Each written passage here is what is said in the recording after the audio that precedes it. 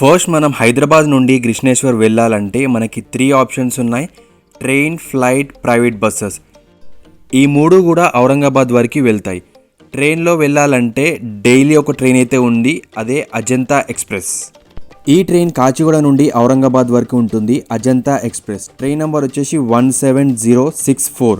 ఇది ప్రతిరోజు నడుస్తుంది అండ్ ఇది సాయంత్రం 6:40కి స్టార్ట్ అవుతుంది. 10 అవర్స్ జర్నీ ఉంటుంది అండ్ ఎర్లీ మార్నింగ్ 4:40కి మనం ఔరంగాబాద్కి రీచ్ అవుతాం. స్లీపర్ క్లాస్ ఫేర్ వచ్చేసి 315 rupees. Welcome back to my channel. This is Konduri Shone. How are you all? ఎలా ఉన్నారు?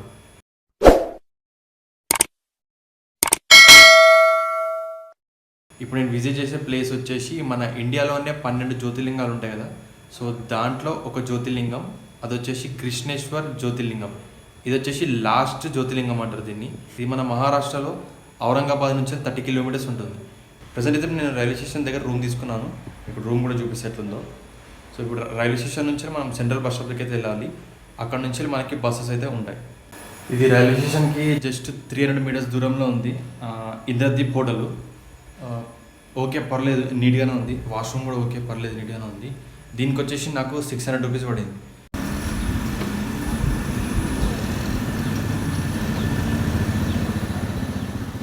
లేదంటే కృష్ణేశ్వర్ టెంపుల్కి దగ్గరలో రూమ్ తీసుకోవాలనుకుంటే సిద్ధేశ్వర భక్త నివాస్ అని ఉంటుంది. ఇది స్టార్టింగ్ ఫేర్ వచ్చేసి 700 రూపీస్ ఉంటుంది. ఇద్దరు ఉండొచ్చు. ఔరంగాబాద్లో సైట్ సీయింగ్కి తిరగడానికి మనకి బైక్ రెంటల్ కూడా అవైలబుల్ ఉన్నాయి.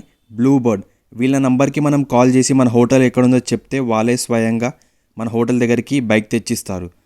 పర్ డేకి 400 రూపీస్ ఛార్జ్ చేస్తారు. రైల్వే స్టేషన్ నుండి సెంట్రల్ బస్ స్టాండ్కి షేరింగ్ ఆటోస్ ఉంటాయి. పర్ పర్సన్ 20 రూపీస్ తీసుకుంటారు. సెంట్రల్ బస్ స్టాండ్ రీచ్ అయిన తర్వాత మనం కృష్ణేశ్వర్ వెళ్ళాలంటే ప్లాట్ఫామ్ నంబర్ 12లో మనకి కాన్నాడ్ బస్సెస్ అయితే ఉంటాయి. KANNAD కాన్నాడ్ బస్సెస్ అయితే ఉంటాయి. ఈ బస్ ఎక్కితే మనం కృష్ణేశ్వర్ టెంపుల్కి అయితే వెళ్ళొచ్చు. లేదంటే బస్ స్టాప్కి బయటనే మనకి ఇలా మినీ బస్సెస్ అయితే ఉంటాయి. ఎల్లోరా అని రాసి ఉంటుంది చూడండి. బస్ నెంబర్ వచ్చేసి 42. అది ఎల్లోరా వరకు అయితే వెళ్తాయి. అక్కడ నుంచి జస్ట్ 1 కిలోమీటర్ ఉంటుంది కృష్ణేశ్వర్ వరకు. అండ్ టికెట్ ప్రైస్ వచ్చేసి 45 రూపీస్. సో గైస్, ఫైనల్గా మనం టెంపుల్ దగ్గరికి అయితే రీచ్ అయిపోయినాము. 1 అవర్ పట్టింది ఔరంగాబాద్ నుంచి వెళ్ళి ఇక్కడ కృష్ణేశ్వర్ రావడానికి. అండ్ టికెట్ వచ్చేసి పర్ పర్సన్ 45 రూపీస్. 1 అవర్ పట్టింది. బస్సులో మాత్రం ఫుల్ జనాలు. అసలు నా 1 అవర్ కూడా నేను మొత్తం నిల్చొని ఉన్నా. అసలు ఇంత కూడా జాగలేదు. బస్సు మొత్తం ఫుల్ ఉంది. అసలు టెంపుల్ దగ్గర చూడండి మొత్తం ఎట్లుంది, అంత చెత్త చెత్త. కానీ వచ్చే దారిలో అయితే మొత్తం వ్యూస్ అయితే అద్దరిపోయినాయి. బస్సు దిగంగానే ఆకలేతుందని చెప్పేసి ఒక చిన్న హోటల్లో దూరిపోయినా. ఇక్కడ మసాలా దోశ ఆర్డర్ ఇచ్చిన. టేస్ట్ ఏం అసలు ఏం బాగాలేదు. అంటే దోశ కూడా చూడండి సేమ్ పోతరాగు లాగా ఉంది, సన్నగా.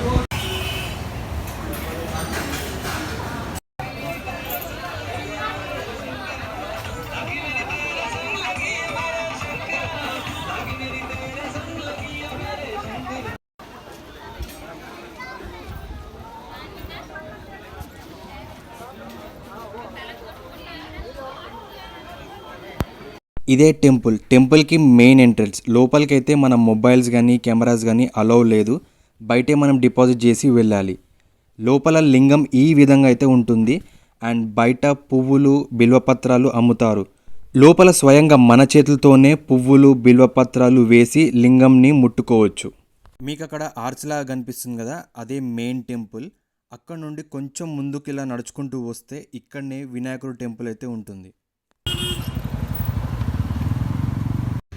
ఫైనల్గా దర్శనం కూడా అయిపోయింది. లోపల జస్ట్ 20 మినిట్స్ పట్టింది దర్శనానికి. నేను 12 జ్యోతిర్లింగాల్లో ఇది ఒక జ్యోతిర్లింగం కదా, ఎంతమంది ఉంటారో, ఎంత రష్ ఉంటారో, ఎంత టైం పడుతుందో అనుకున్నా. బట్ జస్ట్ 20 మినిట్స్ అయిపోయింది. అసలు జనాలు కూడా ఎక్కువ లేరు అసలు. అండ్ మగవాళ్ళకైతే షర్ట్ బనీన్ అయితే ఏమి ఉండొద్దు లోపలికి వెళ్ళేటప్పుడు. అండ్ లేడీస్కి అయితే అలావే. జస్ట్ 20 మినిట్స్లో అసలు ఆశ్చర్యం అనిపించింది, అంత పెద్ద టెంపుల్లో ఇంత జల్దీ దర్శనం అవ్వడం. సో టెంపుల్ నుంచి అలా బయటకు వచ్చిన తర్వాత కొద్దిగా ముందుకు వస్తే ఇక్కడ వినాయకుడు టెంపుల్ ఉందంట, అక్కడికి వెళ్తున్నా. అండ్ నా బ్యాడ్ లక్ ఏంటంటే ఈరోజు మంగళవారం రోజు ఎల్లోరా కేవ్స్ బంద్ ఉంటుందంట. సో రేపు మళ్ళీ రావాలి ఎల్లోరా కేవ్స్ కోసం. అండ్ టెంపుల్ టైమింగ్ వచ్చేసి మార్నింగ్ 5 o'clock ఓపెన్ చేస్తారు అండ్ నైట్ 9 వరకు ఉంటుంది. మధ్యలో అయితే ఎప్పుడు క్లోజ్ చేయరంట.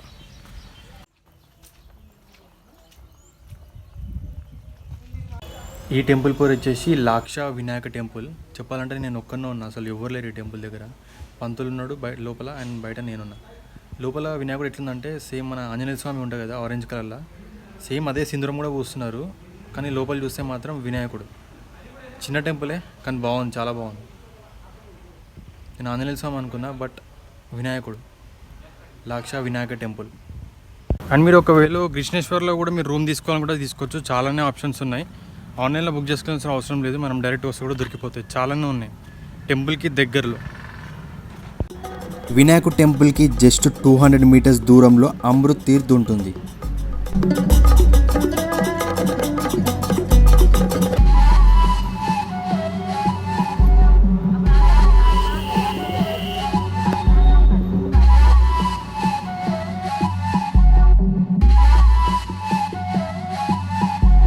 ఇప్పుడు ఇక్కడ కనిపిస్తుంది అమృత్ తీర్థ్. ఇది అప్పట్లో శివుడు పార్వతి అమ్మవారికి దాహం అయితే ఇక్కడ తవ్వి వాటర్ కొన్ని తీసి అమ్మవారికి దాహం తీర్పించినట్ట. ఎంత బాగుంది కదా ఇది. కొన్ని దీన్ని మెయింటైన్ చేస్తే మంచిగా ఉంటుంది. అక్కడక్కడ కొన్ని గుళ్ళలాగా ఉన్నాయి దాంట్లో, కానీ ఏం మెయింటెనెన్స్ ఏం లేదు. వాటర్ కూడా అంత ఎగ్జాక్ట్గా అమృత్ తీర్థ్కి ఆపోజిట్లో గురుదత్త మందిర్ ఉంటుంది.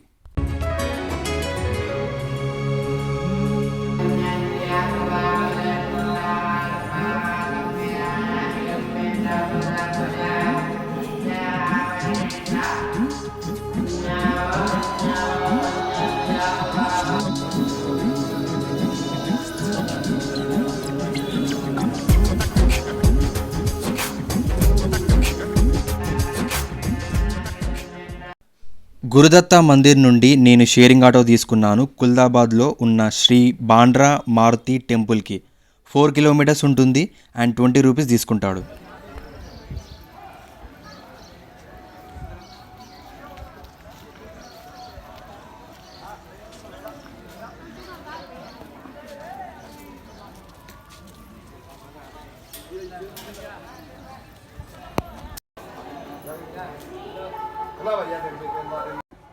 శ్రీ బాండ్రా మారుతి టెంపుల్. మనం ఏ టెంపుల్లో చూసినా హనుమంతుడు కూర్చొని లేదా నిల్చొని ఉంటాడు, కానీ ఈ టెంపుల్లో మాత్రం హనుమంతుడు పడుకొని మనకి దర్శనమిస్తాడు.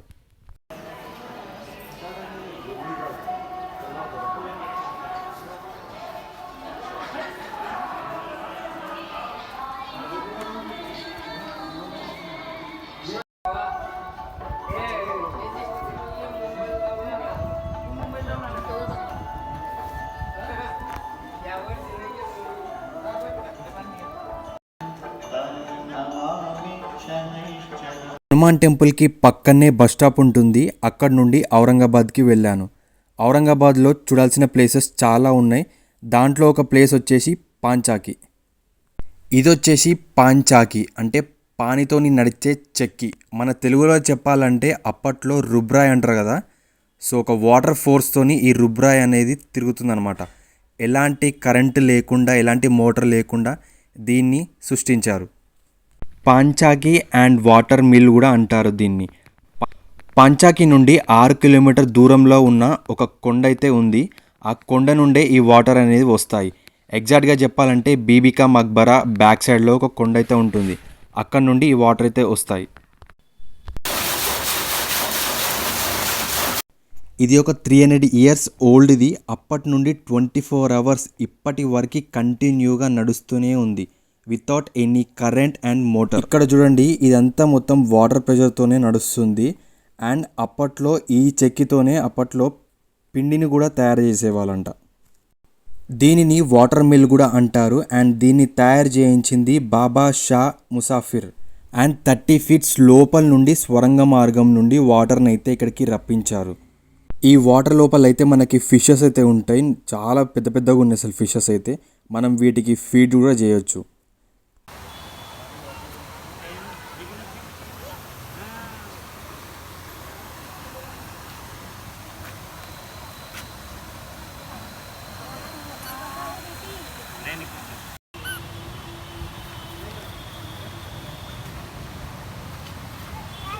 चलो चलो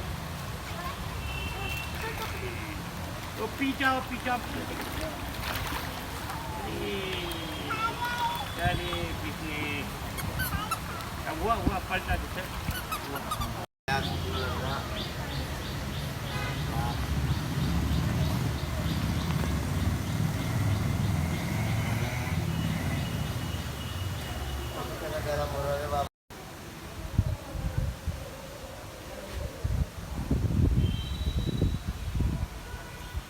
ఐ హోప్ ఈ వీడియో మీకు నచ్చిందని అనుకుంటున్నాను. ఒకవేళ నచ్చితే కనుక వీడియోని లైక్ చేయడం అస్సలు మర్చిపోవద్దు. అండ్ మీకు ఎలాంటి డౌట్ ఉన్నో కామెంట్ సెక్షన్లో కామెంట్ చేయండి, ఖచ్చితంగా రిప్లై అయితే ఇస్తా. మీరు కనుక నా ఛానల్కి ఫస్ట్ టైం అయితే సబ్స్క్రైబ్ చేసుకోవడం అస్సలు మర్చిపోవద్దు. Thank you so much for watching. Take care. Bye bye. See you in the next video.